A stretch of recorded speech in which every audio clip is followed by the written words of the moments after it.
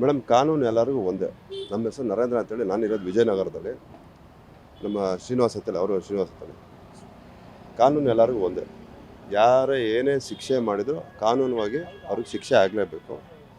So ಅವ್ರು ಮಾಡಿರೋದಂತೂ ಅವರು ಒಬ್ಬರು ಸೆಲೆಬ್ರಿಟಿ ಆಗಿ ಇಂಥ ಕೆಲಸಕ್ಕೆ ಎಲ್ಲ ಸೆಲೆಬ್ರಿಟಿಗಳಲ್ಲಿ ಇದ್ದಾವೆ. ಎಲ್ಲರದ್ದು ಅವರದ್ದಾದ ಪರ್ಸ್ನಲ್ಸ್ಗಳು ಇದ್ದಾವೆ. ಆ ಪರ್ಸ್ನಲ್ಸ್ ಯಾವತ್ತೂ ಪರದೆ ಹಿಂದೆ ಇರಬೇಕು, ಹೊರತು ಪರದೆ ಮುಂದೆ ತರಬಾರ್ದು. ಸೊ ಅವ್ರ ಪರ್ಸ್ನಲ್ ಅವ್ರು ಬಿಟ್ಟಿದ್ದು ವೈಯಕ್ತಿಕ. ಸೊ ನನ್ನ ಕಡೆಯಿಂದ ಏನು ಸಜೆಸ್ಟ್ ಮಾಡೋದಂದರೆ, ರೇಣುಕಾ ಸ್ವಾಮಿ ಅವ್ರಿಗೆ ಒಂದು ಫ್ಯಾಮಿಲಿ ಇದೆ. ಸೊ ಆ ಫ್ಯಾಮಿಲಿ ಬಗ್ಗೆ ಅವರು ಆಸಕ್ತಿ ವಹಿಸ್ಬೇಕಲ್ವ. ಆ್ಯಕ್ಚುಲಿ ಹೊಡೆಯೋದು ಬಡಿಯೋದು ಎಲ್ಲರೂ ಹೊಡಿತಾರೆ, ಇಲ್ಲ ಅಂತ ಹೇಳಲ್ಲ.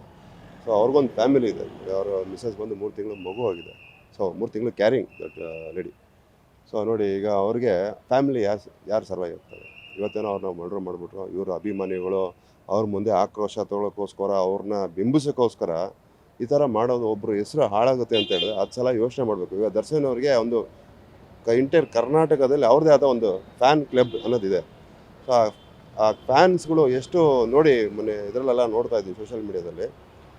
ಉತ್ತರ ಕರ್ನಾಟಕ ಸೈಡ್ ಅಷ್ಟು ಅಭಿಮಾನ, ಅಷ್ಟು ಟ್ಯಾಟೂಸ್ ಹಾಕೊಂಡು ಅಷ್ಟು ಅಭಿಮಾನ ಇಟ್ಕೊಂಡಿರೋರು ಅವರೆಲ್ಲ ಯಾವ ಮಟ್ಟಿಗೆ ಏನು ಬ್ಯಾಕ್ಗ್ರೌಂಡಾಗಿ ಮಾತಾಡ್ತಾ ಇದ್ದಾರೆ ಅಂದರೆ, ಇಂಡೈರೆಕ್ಟಾಗಿ ದರ್ಶನ್ ಈಸ್ ಎ ಫ್ರಾಡ್ ಅಂತ ಮಾತಾಡ್ತಾ ಇದ್ದಾರೆ. ಅವನೊಬ್ಬ ಕೊಲೆ ಕಡ್ಕ. ಅವನು ಬರೀ ಫಿಲಮ್ ಮಾತ್ರ ಅಷ್ಟೇ ಹೀರೋ, ಪರದೆ ಮುಂದೆ ಮಾತ್ರ ಹೀರೋ, ಪರದೆ ಹಿಂದೆ ಅವನು ದೊಡ್ಡ ವಿಲನ್ ಅಂತ ಎಲ್ಲ ಪಾಪ ಫ್ಯಾಮಿಲಿ ಮೆಂಬರ್ಸ್ಗಳೆಲ್ಲ ಮಾತಾಡೋಂಗೆ ಅವಕಾಶ ಮಾಡಿಕೊಟ್ರು ನಮ್ಮ ದರ್ಶನ್ ಅವರು. ಸೊ ಅವ್ರಿಗೆ ಅದ ಒಂದು ತುಂಬ ಕಷ್ಟದಿಂದ ಬಂದಿದ್ದಾರೆ, ಇಲ್ಲ ಅಂತ ಹೇಳಲ್ಲ. ಆ ಕಷ್ಟದಿಂದ ಬಂದ ಮೇಲೆ ಯಾವ ರೀತಿ ತೂಕೊಂಡು ಹೋಗೋದಿದೆಯಲ್ಲ, ಅದು ತುಂಬ ಪ್ರಾಮುಖ್ಯತೆ.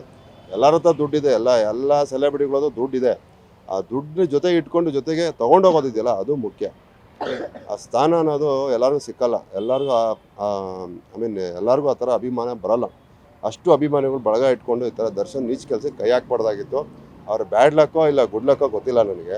ಸೊ ಇದು ಅವ್ರು ಮಾಡಿದಂತೂ ಕೃತ್ಯ ತುಂಬ ಕರ್ನಾಟಕಕ್ಕೆ ಅವಮಾನ. ಇದು ಒಬ್ಬ ಸೆಲೆಬ್ರಿಟಿ ಈ ಥರ ನಮ್ಮ ಫಿಲಮ್ ಚೇಂಬರಲ್ಲಿ ಈ ಥರ ಹಿಂಗೆ ಮಾಡಿದ್ದಾನೆ ಅಂತ ಅಂದರೆ ನಾನು ತುಂಬಾ ಅವಮಾನ. ಇದು ಅವಮಾನ ಅಂದರೆ ಅವಮಾನ. ನೋಡಿ, ಇದು ಒಂದು ಮರ್ಡ್ರ್ ಮಾಡೋದಂದರೆ it's not A good.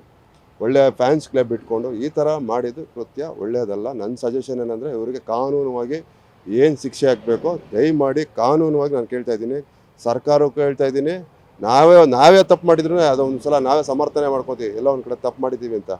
So ನಾನು ಹೇಳೋದು, ಅವ್ರಿಗೆ ಕಾನೂನುವಾಗಿ ಏನು ಶಿಕ್ಷೆ ಆಗಬೇಕು, ಜೊತೆಗೆ ಅವ್ರ ಜೊತೆ ಮಾಡಿದಾರಲ್ಲ ಅವರೆಲ್ಲ ಜೊತೆಗಿರೋರೆಲ್ಲ ಮಾಡಿದಾರಲ್ಲ, ಅವರು ಕೂಡ ಶಿಕ್ಷೆ ಆಗಬೇಕು. ಎಲ್ಲ ದುಡ್ಡಿರೋರೇ, ಎಲ್ಲ ಯಾರೇನು ಸಣ್ಣ ಪುಟ್ಟ ಕೈಗಳ. ನೋಡಿ, ಒಬ್ಬ ಯಾರೋ A7 ಅಂತೆ, ನೆನ್ನೆ ನಾನು ಯಾವುದೋ ಸೋಷಿಯಲ್ ಮೀಡಿಯಾದಲ್ಲಿ ನೋಡಿದ್ದು. A7 ಅವ್ರ ತಂದೆ ಒಬ್ಬ, ಅವರ ಮಗ ಈ ಥರ ಈ ಕೃತ್ಯಕ್ಕೆ ಕೈ ಹಾಕಿದ್ದಾನಲ್ಲ ಅಂಥೇಳಿ ಆ ಅಪ್ಪಂಗೆ ಆ ಯೋಚನೆಗೆ ತೀರ್ಕೊಂಡಿದ್ದಾನೆ.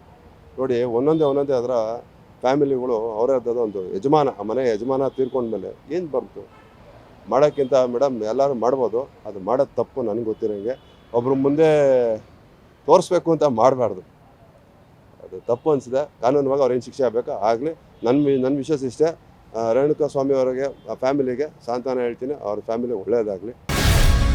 ಗ್ಯಾರಂಟಿ ನ್ಯೂಸ್, ಸುದ್ದಿ ಖಚಿತ, ನ್ಯಾಯ ನಿಶ್ಚಿತ.